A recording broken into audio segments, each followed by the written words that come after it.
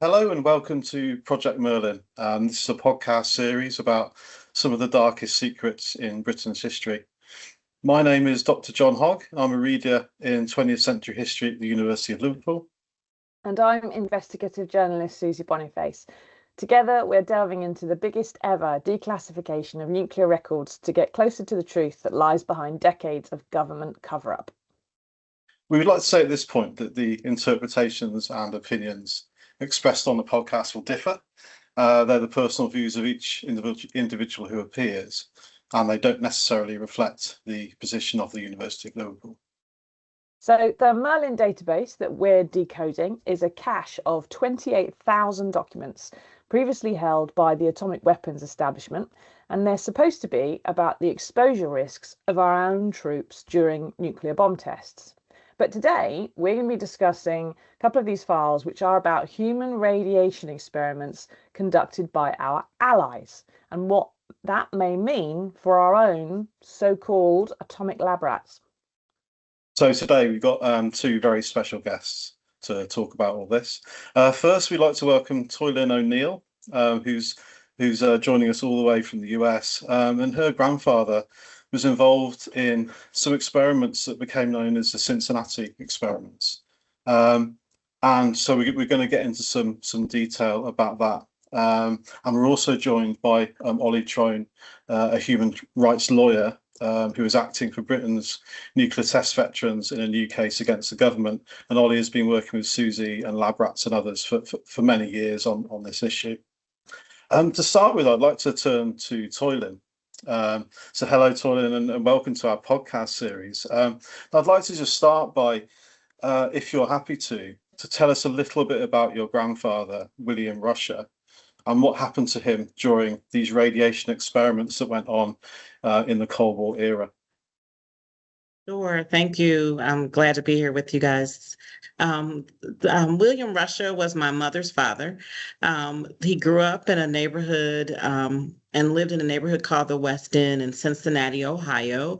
The West End historically is known for one of the first communities in which African Americans migrated from the South after slavery. And so it has a very strong African American roots, but it also has a very strong German and Jewish roots. It was a very strong migrant community in Cincinnati. My grandfather was diagnosed with lung cancer, and he went to the University of Cincinnati for treatment and assessment of his situation.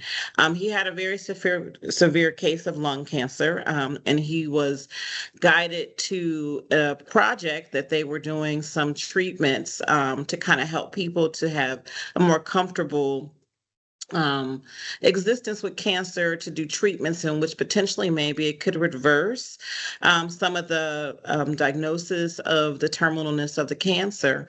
And he was up in age, so he probably was in his late 70s, early 80s when this happened. And to no known to his family, he signed up to take these radiation treatments with the impact of thinking that it was going to help him to live a little better quality of life as he kind of went through the cancer treatments. And my mother, his middle daughter, actually worked at the University of Cincinnati in the histology department. And she, even though she was in the medical field, when she read the paperwork and looked over everything for him, she didn't really see any red flags. She kind of felt like, okay, this is something good for him. This is going to help him to feel better. This is going to give him treatment to have a better quality of life. And unfortunately, it did not. The treatments were very aggressive doses of radiation. And he eventually died, very much kind of a long, dragged out death, kind of going through these radiation treatments where they pretty much burned the inside of his body because of the levels of radiation he was given.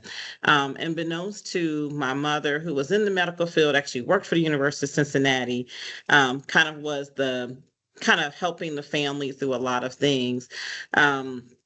Lots of people in the West End were particularly picked to do these experiments. So it was almost the neighborhood was targeted. The neighborhood was very low income, working class community, very African American.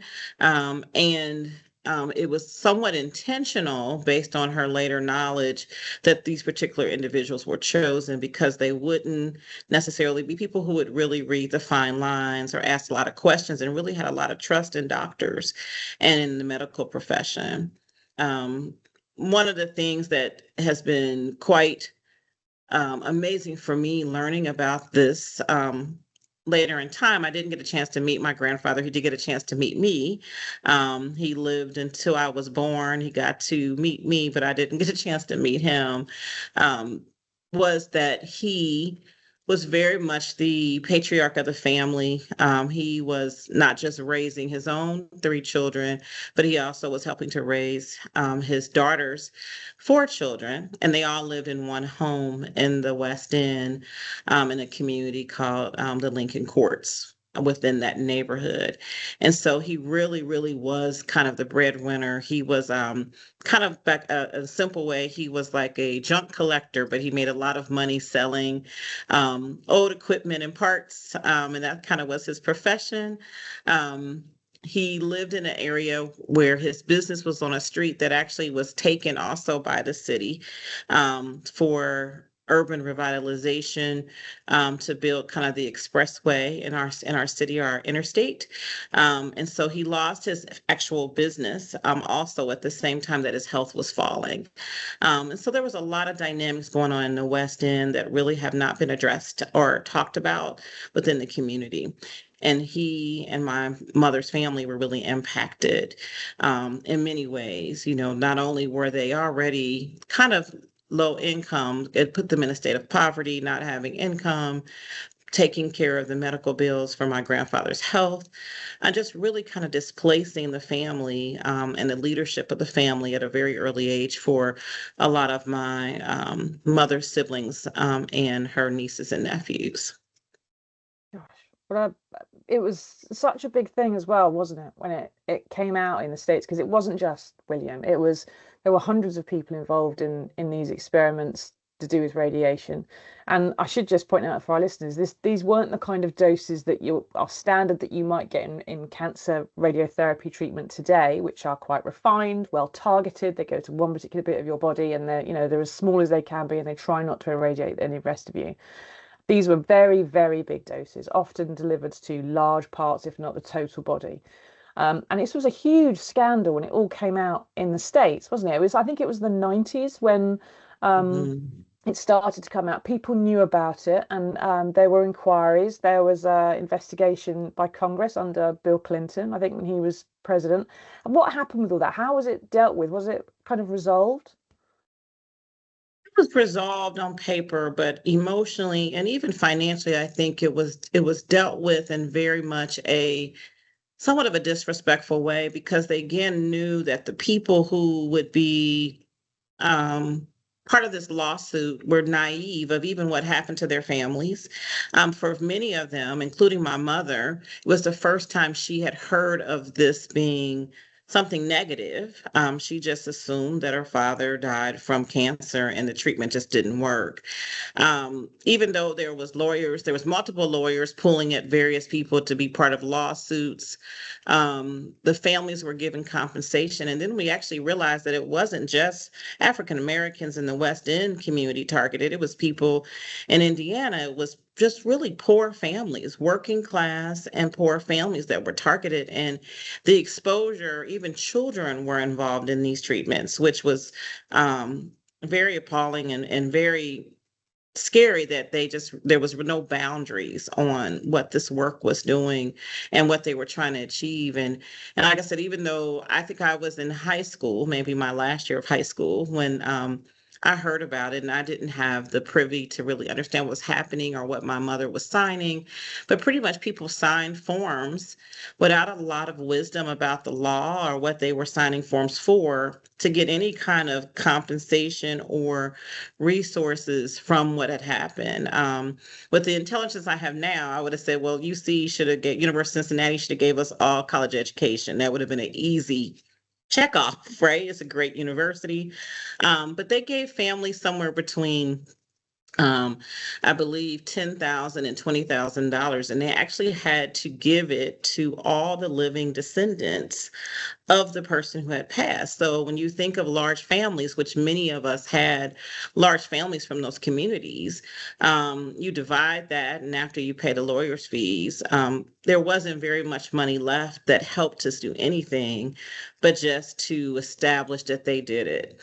And then there was a memorial that was placed at University of Cincinnati, and that's kind of where it was re-triggered for me in the 2000s, because I didn't even know there was a memorial. My mother was not aware or invited to any dedication program. And when there was an article about how there was this memorial about victims of radiation, and it was overgrown with vegetation, and it was on the campus of near University Hospital. And I just happened to go look at it because I had a colleague that worked there, just happened to be there. And I said, "Oh, I heard about this." And I looked and saw my grandfather's name. And I was like, wow, I didn't even know this existed. And so there wasn't a lot of, there was media probably on a national level, not a lot of local media around this topic. And it was still handled very much quietly and delicately to protect the university. And I think that even though they use it now as education to talk about what we shouldn't do with research at the university, they've really tried to have focus groups. I've been part of many of them to talk about my experience and my family's experience. I do feel that there is college students that want to do a beautiful memorial, and we've been part of talks about what that would look like. I just feel like there was not enough respect for the community that was involved, and not enough. Now many of those people are not here. My mother is 81. She is the last of her siblings and almost the last of even her nieces and nephews that could even speak about this experience. And so they've kind of missed a generation that could be impactful and really figuring out what they could have done to really justify supporting people around what happened to their families. Oh, Toilynn, thank you so much for your openness and honesty when talking about this, because I think it's quite clear that the intergenerational trauma and emotion, it's real, isn't it? And I think, this is something I think we found on our project as well when looking at the test veteran community and the descendant community. These intergenerational kind of echoes and legacies are real, and they don't go away. And it's quite remarkable as well. I mean, at the end of the Second World War, the Atomic Energy Commission itself actually came up with new kind of guidelines around experimentation after Nuremberg, saying, "Oh, we anything we do should benefit anyone that's being that we're sort of experimenting with. There should be informed consent, and also families should be part of that consent process." So it's really striking how, that's all the way back in 1947. So it's really striking and tragic that these practices went on in that Cold War era. So in terms of the moral kind of story there, it's quite horrific.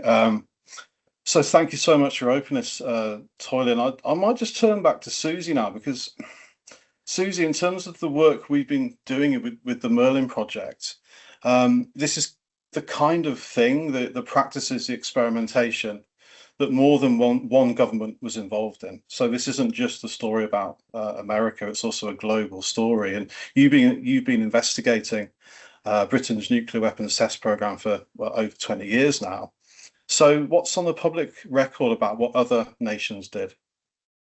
Well, these scientists across the world, after Hiroshima and Nagasaki, when America legislated to keep their nuclear technology to themselves, other nations were saying, well, we need these bombs. We need to have the same protection that we could get from having them. And so there are scientists all over the world, from countries that we're friends with and countries we weren't, who are racing to develop this new technology. They didn't know everything about it. They knew it was a weapon, but it was critical for them to find out kind of what radiation did to people in all sorts of ways, right? So they needed to know all the possible effects, not just kind of for what would happen to their enemy if they dropped this bomb on them, but what would happen to their own country if someone dropped a bomb on us. We needed to know how those countries would survive, how people would react, where the fallout was going to go, where the wind was going to blow, all this sort of stuff. So France, which was testing in the Pacific and in Algeria, China, which was testing in sort of its interior,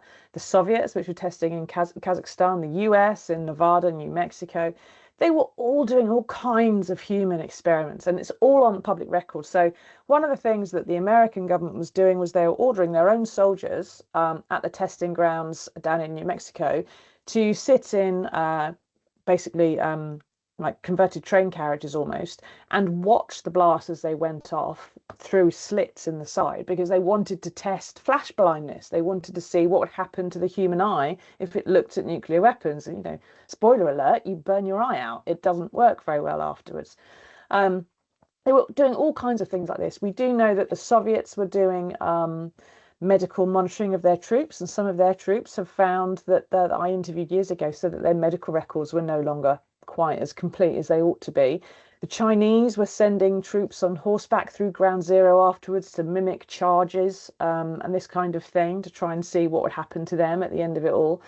They tell fairly consistent stories across that broad sort of sweep of people, different continents, different governments. They're all throwing their own troops, who are the only people who could be made to do this sort of thing, into the dangerous sort of path of these weapons. They're having medical checks at the time. The records are maybe no longer accessible. But the UK alone, you know, interestingly, it's the only nuclear power that just said, well, we never did that. We've never done human experiments. You know, this was the one country that had nuclear weapons but had absolutely no interest in testing what happened to human beings. That is still the government line. So do you think that makes sense from your point of view, Susie, from your kind of you know, your in-depth kind of investigations over the years? Do you think that makes sense for you?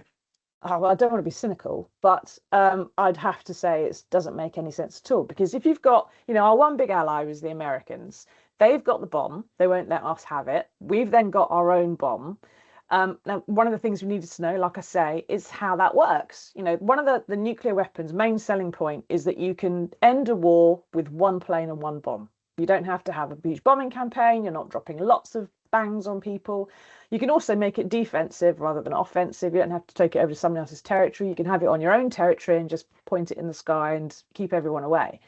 But that deterrent effect of nuclear weapons, the really scary thing that stops people coming to pick a fight with you, is that you are exploding the most toxic substances ever discovered, right? This is plutonium and uranium and horrible heavy metals. We know that one speck of plutonium, equivalent to about 2 grains of sand, is enough to guarantee you cancer if you get that inside your body. It's that poisonous. And it, you know, then that was a disease far less survivable than it is now. It's really terrifying stuff. So people knew there were going to be birth defects, that you'd be more prone to infection, that it's just the stuff of nightmares, really, across the Western world, what nuclear weapons could do if someone decided to drop them on your country. And so you've got various governments, friendly otherwise, all striving to try to get these weapons. And everyone needed to know what they did. It's common sense, frankly.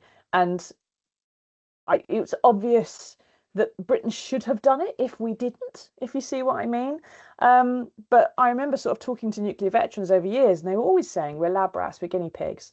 And I said, I just don't think that's true. I think you were used negligently. I think you were, you know, used in an experiment, but the experiment was on the nuclear weapons, because I'd never seen any documents to say anything otherwise. And then we got then I found the Gledhill memo, which we discussed in episode 1, the first evidence of human experimentation on British troops, a system of blood tests, which were subjects of, you know, military orders to monitor these men while they were being exposed. Then we found Merlin and the database, and what else we've got on Merlin, and all these old arguments by veterans' lawyers that they'd had about proper disclosure in legal cases. So when I found Gledhill and we got to Merlin, I went back to some of those lawyers' arguments that I'd had at the time when I was reporting on those court cases 20 years ago. And I found in there some of this stuff which they'd been lodged with the Court of Appeal, lists of documents that they had been arguing about. The MOD had said you can't have them, and the veterans' lawyers saying we'd like them, please, and so on. And I FOI'd, made freedom of information requests for some of these documents, just kind of speculatively, really. I didn't really know what I was looking for. And one of them was for these documents that we're going to discuss today. So these were about something called the N5 subcommittee of what's known as the TTCP, or the Tripartite Technological Cooperation Programme. It's a defence research committee between allies, which is America, Australia, Canada, New Zealand, and us. In the early days, it was just us, America and Canada, and then the Antipodes joined in. But they're sharing defence research information through this committee.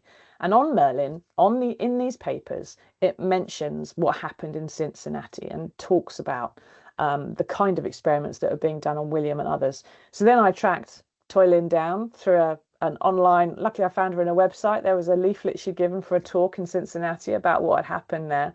And I managed to get hold of her. And, you know, she spoke to me about William, what happened.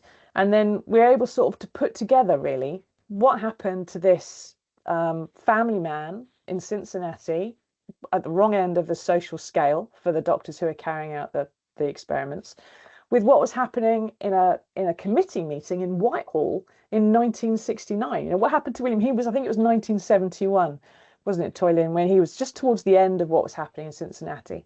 And the papers we found are from a Whitehall committee in 1969. And William was recruited a few years after what was being discussed in that meeting. So that's really what today's episode's about, isn't it? We're going to really now look at these documents and think about what was happening to nuclear test servicemen, and how that might be linked in particular ways to what happened to William in Cincinnati. Yeah, so this was 2 days of meetings between this sort of ministry at the Ministry of Defence in Whitehall, and there's a list of those who are present for it, and they come from Australia, Canada, the States, the UK. They include, I mean, they've redacted a lot of the names here because they've published it, but they are American captains from the US Navy, the US Air Force, a lieutenant colonel from the US Air Force, several military doctors. Canada has sent a surgeon captain, a colonel, a few more doctors. Australia sent a surgeon commander from the Royal Australian Navy.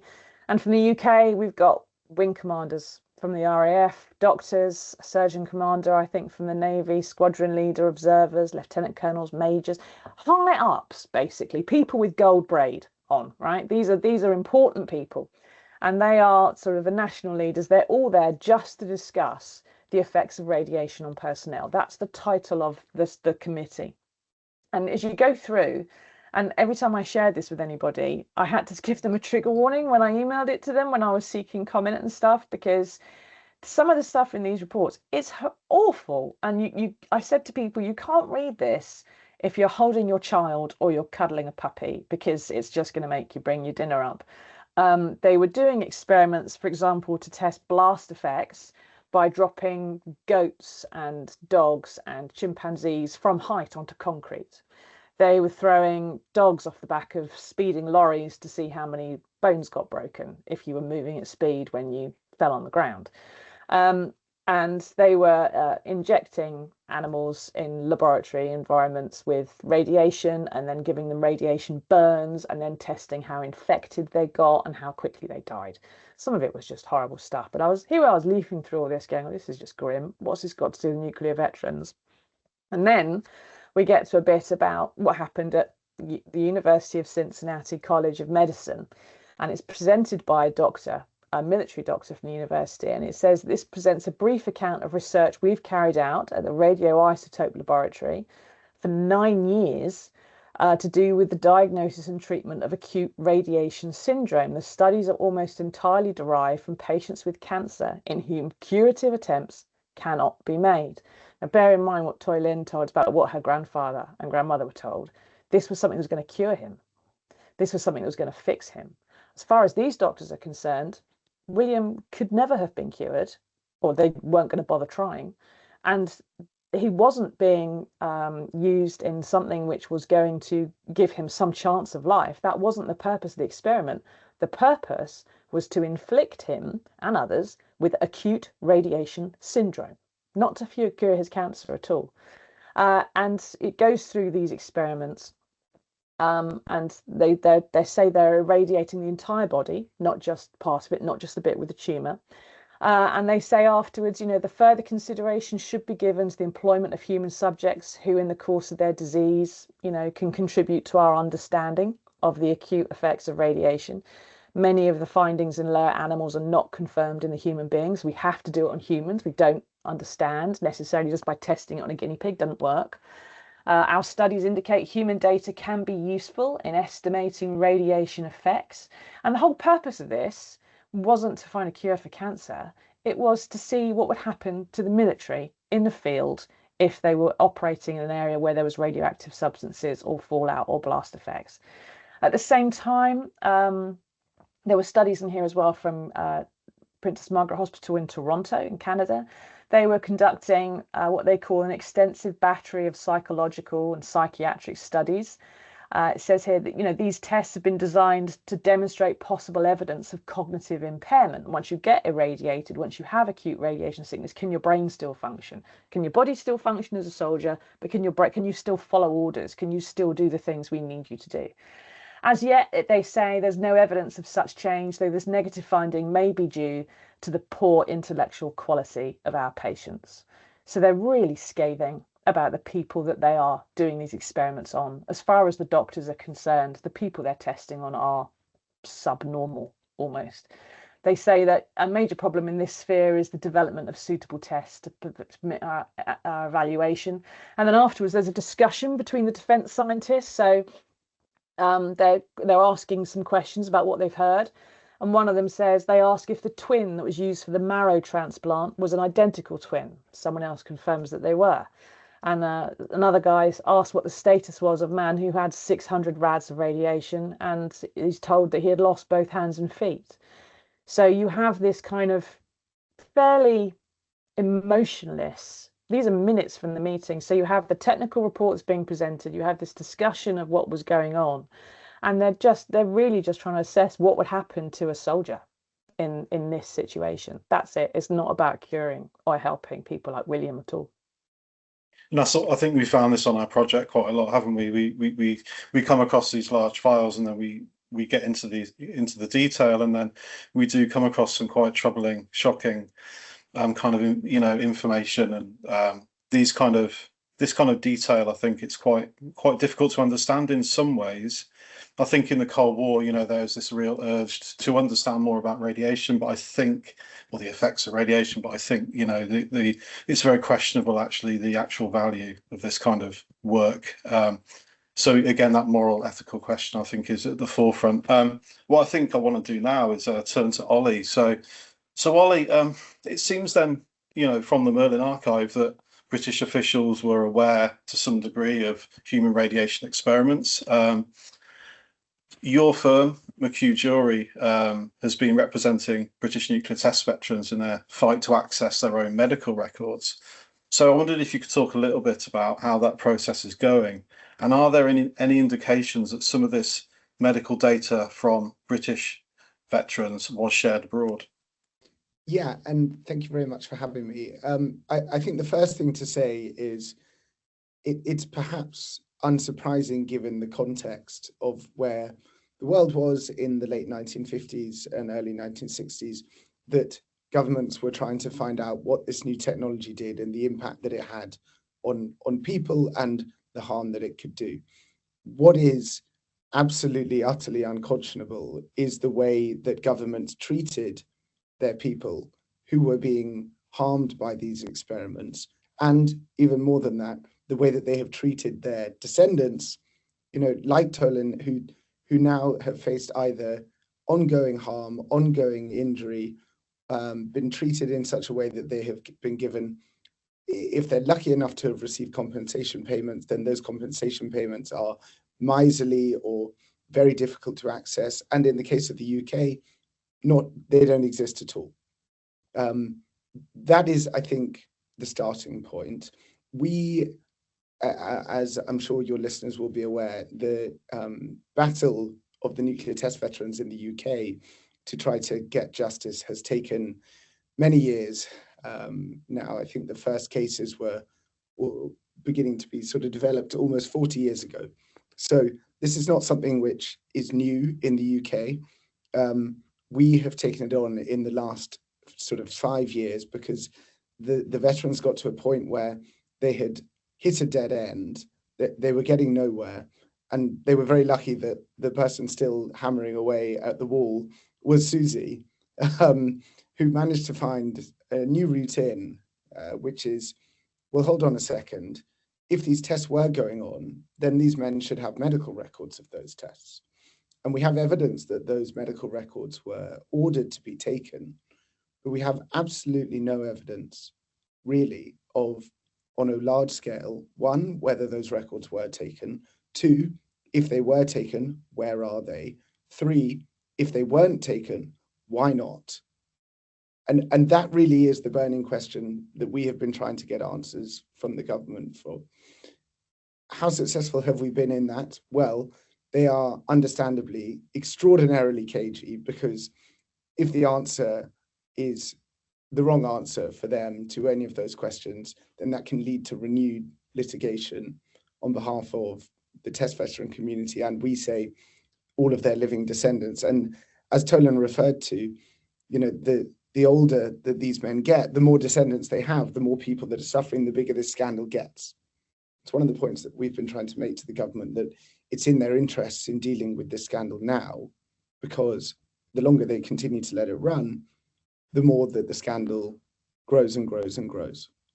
Where we have got to now is the government have finally relented and accepted that there clearly is an issue with missing medical records, missing data of these experiments, and that now, you know, well over 60 years after those tests were done, or after the nuclear tests were carried out, and 60 years after the medical tests were supposedly carried out on these individuals, it's probably time to have an investigation into what where those medical tests are. So the government in December 2024 agreed that it would undertake what it called an internal records review to try to identify what data went where, who has what medical records, how that data has been treated. We sit here now on the 10th of June 2026, and we still don't have the outcome of that review. And that demonstrates, I think, how the British government and how governments around the world treat this issue. They see it as men who can be forgotten. They see it as people without a voice, and they see it as something which can be brushed under the carpet. Yeah. And it should be pointed out as well that obviously these files were on the Merlin database, which those who listened to episode 1 will know.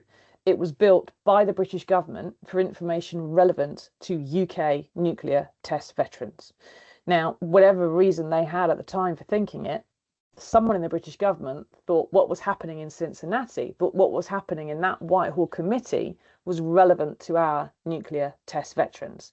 Now, I've gone through those files and I can't see any relation to British troops in those same files that are about what happened in Cincinnati.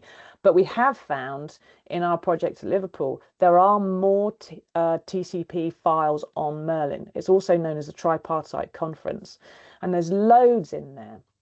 And they do show that we did our own experiments on troops, not for the first time. So in one case, for example, air crews who were being used in sampling missions through the mushroom clouds were subject of an experiment about how much radiation they were breathing in while they're in the cockpit.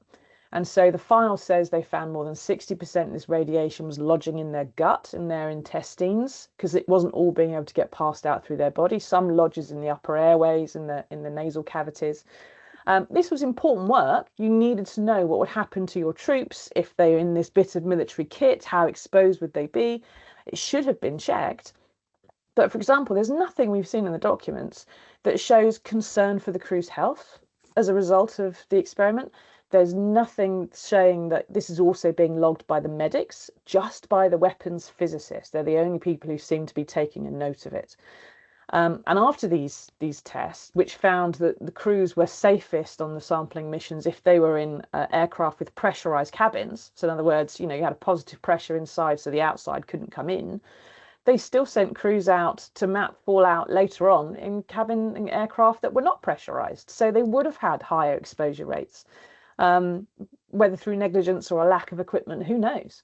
But they knew there were risks, and they were sending them out anyway. And that we were definitely, in his other tripartite conference files I found, we were giving that experimental data to the US. In the file that mentions the Cincinnati experiments that Toilynn were talking about earlier on, that was the US sharing information with us. So there appears to be a quid pro quo going on between allies. You do something and share it with the rest of the group, so we don't all have to do our own defense research. Basically, makes perfect sense if you're a government, and you should be sharing this stuff. You know, who's got the best radar, what's the kind of best pen that works in a tank, whatever it might be. But they're sharing this information about human experimentation, and the question is, what we don't know the answer to, it's pure speculation, is whether any of that information they shared really was about experiments with radiation on our own troops. And Susie, I should just jump in and say, you know, that's not something that should come as a surprise that they were sharing that information. They're sharing that between the UK and the US, between Australia, between New Zealand. You know, this is Canada. This is the precursor to the Five Eyes Agreement, which is the fundamental standing security arrangement that exists between those countries and has done from 1945 onwards. It's absolutely no surprise that they were sharing that data with each other. Quite frequently, when I work out what I'm doing with the investigation and where I need to go next, I sit here and I stare out my window and I think, if I was the government, what would I be doing? If I was investigating, if I had experimented on troops, where would I be putting the data? How would I have saved it? What would I have called it? And usually it turns out that the most obvious thing is the thing that is the place where it is. You know, I remember sitting here and thinking, I would have put this behind national security if I could. And lo and behold, what have I found? So, Oli, just before we turn back to Toilynn, just for our listeners then, so as a legal, or as a lawyer and a legal expert, if we find this kind of what we could call disregard for the health effects of radiation, how does this then help the veterans case? How does it help the legal case? There are many ways it can help, and I think the starting point is that this is the kind of thing we see throughout our correspondence with the government and throughout the documentary record that we receive. So the starting point is that we are building a case which is based on the fact that the government of the day and governments ever since in the UK have shown complete disregard to these men and complete disregard to their descendants. Now, that might be in sharing details of the experiments that were carried out on them. That might be in losing their medical records. It might be in, you know, not properly feeding the men at the time of the tests. Small things into really, really big things. So all of this and all of this evidence that you guys are producing as you're going through the documents are going to that sort of critical argument and will enable us to demonstrate that the government and governments since the tests were carried out in the 1950s and 60s have shown due disregard and negligence to the veterans and to their descendants.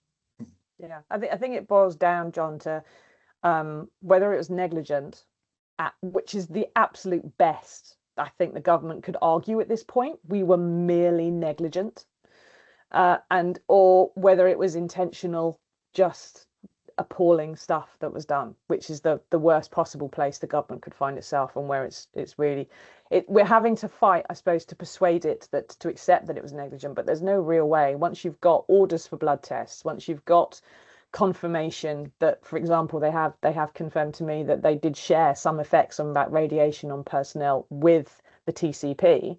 Once you've got that, negligence is the best you can possibly argue, and negligence can be very expensive. Yeah. So Toilynn, I'd like to turn to you now. So obviously you've probably heard a lot of possibly quite new information on this podcast. So when you hear then that the British military were aware of what was happening to William, how does this kind of throw up more questions for you? And maybe reflect on how that makes you feel as well. Well, it's kind of this piece about, you know, humanity versus necessity that I often think about when I think about what was done to my grandfather and other people, and just the whole piece of how what's the impact now based on what happened then? And even though I probably am over obsessed with the West End, I have a huge project that I'm doing in the community to restore a place that my grandfather and grandmother went to, that my mother grew up in, that I grew up in. I'm building capacity in a neighborhood that had many things taken away from it. There's many people who will never have this opportunity to understand why their families were impacted the way they were, based on the things that the government and governments have done to them. And they often feel disenfranchised from society or not able to obtain resources. And one of the things we talked about recently was just the impact of these medical experiences on health today. Many people are afraid to go to the doctor because of knowing that these things happen to their families. And even myself, who have had a great education and not a horrific relationship with medical professionals, still I'm intimidated about doctors telling me what condition I have. I had an aunt that recently passed, who was my mother's youngest sister, who carried cancer, did not want it treated because she was afraid of chemo and treatments based on growing up, losing her father. So there's a generational impact that this makes on who gets health care and who is able to stabilize themselves because of things that happen in their families. Many of these people had mothers that were taken from them through these experiments. And there was someone who recently said at a panel that I spoke on about this, it was an advocate of Dr. Sanger and advocate of UC's experiments, and said this had to be done and this is how we learn. And I debated him in saying that, it doesn't impact you, so therefore it seems like it's just. And I think as a humanitarian and a person who cares about life, it is really important for us to understand that just because it's needed, it doesn't mean it's right. And just because it has to be learned doesn't mean that you take advantage of those who don't have the ability to support themselves or understand what's happening to them. Yeah, thank you. There's some stuff. Sorry, John. There's some stuff you don't need to test. We knew that plutonium killed people. We knew that radiation was bad. What they were testing in Cincinnati was how much of it would kill you, how quickly, and in what way. It's as simple as. Right. Yeah, I think what we're learning on our project as well is that, this story of nuclear justice is global. So the parallels here with veterans and veterans' families are quite striking as well. And I think globally, Habaksha, that again, the parallels are so strong in terms of how government practices unfolded during the Cold War, but also then how civilians were treated. And I think the racialized element, as well, and the further marginalization, it's so striking. So as we sort of wind up then for today, Susie, if we come back to you, where does this leave us? What do you think this tells us about this particular period in Cold War history and nuclear testing and radiation experiments more generally? Well, I think almost what Toilynn just said is kind of really indicative of where we are. At Cincinnati, they've got this plaque in the garden for the victims of the experiment, and it came to sort of attention because it was really overgrown and they had to move it. It had been completely ignored. Inside the university, there is a huge display about Dr. Eugene Sanger, the guy who was in charge of these tests, and how great he was and all the work he did. And wasn't it fantastic? So, the people who are involved get lionized. The people who were at the raw end got the bad end of the stick, get forgotten, and it all gets overgrown. And what happened in the States was there was this big scandal. People got paid off quickly, and no one ever really looked too deeply into who funded what happened in Cincinnati. It was actually the US Department of Defense. But rather than be able to follow that line all the way, as Toilynn said, the families weren't able to sue the government. They just had to sort of, the hospital, it all got pinned on the doctors at the hospital. But the fact that the doctors were paid to do it by the government, who wanted the data because they were sharing it with their allies, kind of got completely swept away. It was only because this amazing journalist called Eileen Welsom in Albuquerque, who years later managed to find some stuff in the local archive about radiation experiments with anonymous patients. She managed to find some of them, and then it got put together into this huge scandal, and then a book, and then she got the Pulitzer, and there was this congressional hearing, and she's just fantastic. But I read her book, which is why when I saw the N5 papers and I saw Cincinnati mentioned, my ears pricked up, and I thought, hang on, that sounds like the stuff that I was reading about in Eileen's book, which is called the Plutonium Files. What we're finding now in the UK is that there is more TCP documents on Merlin. There is more stuff there to be found. They have admitted in FOIs, the MOD has, that they were sharing information about the effects of radiation on our own troops with our allies. Does that indicate where our missing medical data has gone? Maybe. I mean, if I was in the government, this is one of my thought experiments. If I was in government and I had medical information about troops I didn't want them to get hold of, I would put it somewhere that the Freedom of Information Act and the Data Protection Act maybe would find it really difficult to reach, which to me would be a foreign jurisdiction or shared with foreign governments under, international security obligations. So I didn't have to produce it to people. That's where I'd put it if I could. But just to go back to right at the beginning, when we were talking about what happened after the First World War and the Nuremberg Code and the trials and everything that came out of the concentration camps, and how governments and doctors and scientists worldwide agreed codes of ethics that we are not going to do this kind of thing. We are not going to irradiate people unless there is a therapeutic benefit to it. There has to be something good that that the patient gets out of it. We are not conducting this kind of experiments that the Nazis did. When I wrote about this for the Mirror a couple of months ago, the story carried a quote from a professor at the University of Kent, an emeritus professor called Kevin Ruane, who couldn't join us today. But I'll just read out his quote and I'll tell you what the MOD said about it. He said to me, the UK government welcomed and utilised data of the most profoundly unethical kind. It's like hiring a hitman to do your dirty work and thinking you are not yourself morally compromised. I expect they would say, he said about the people who were conducting those experiments at the time, that it was in the interests of national security, but they had no qualms about accepting the results of frankly outrageous experiments that were not far from the realm of Dr. Mengele in the Nazi death camps.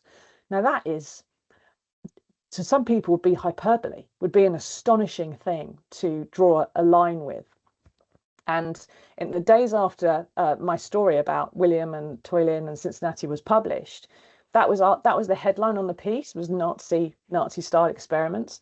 And I got contacted by someone at the Ministry of Defence who said, that's an appalling headline. The Jewish physicists who were escaping the Nazis and were helping to build the nuclear project would be appalled and be disgusted at being compared in some way to what was going on with the Nazis.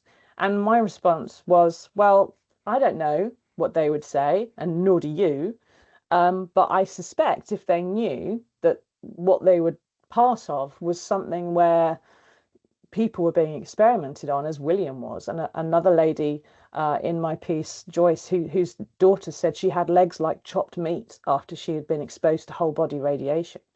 I expect those Jewish physicists may possibly have just thought that was a bit off and you shouldn't have been doing it, and that was not why they were involved in that atomic project to start with, that they thought they were working with the good guys, not the bad guys. And the MOD guy said to me, well, I hope you won't ever use that word again. And I said, if someone else uses the word to me to describe what we've been involved in, I will report it. And that's that, fairly and accurately. If that's what it is, that's what it is.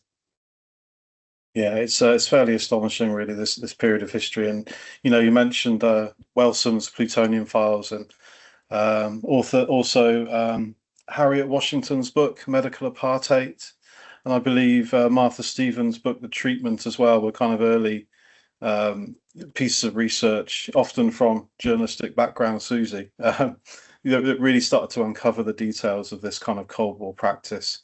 But our time is pretty much up at the moment. So I'd like to thank our guests, Toilynn, who's joined us all the way from Cincinnati, Ohio, and Oli as well. Thank you so much. Yes, thanks both of you. And Toilynn, you're such a great expert.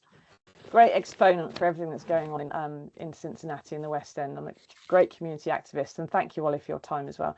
No, we'll see you next time, everyone, when we are going to be delving into the biological experiments that took place at Britain's first atomic bomb test, known as Operation Hurricane. We'll catch you then.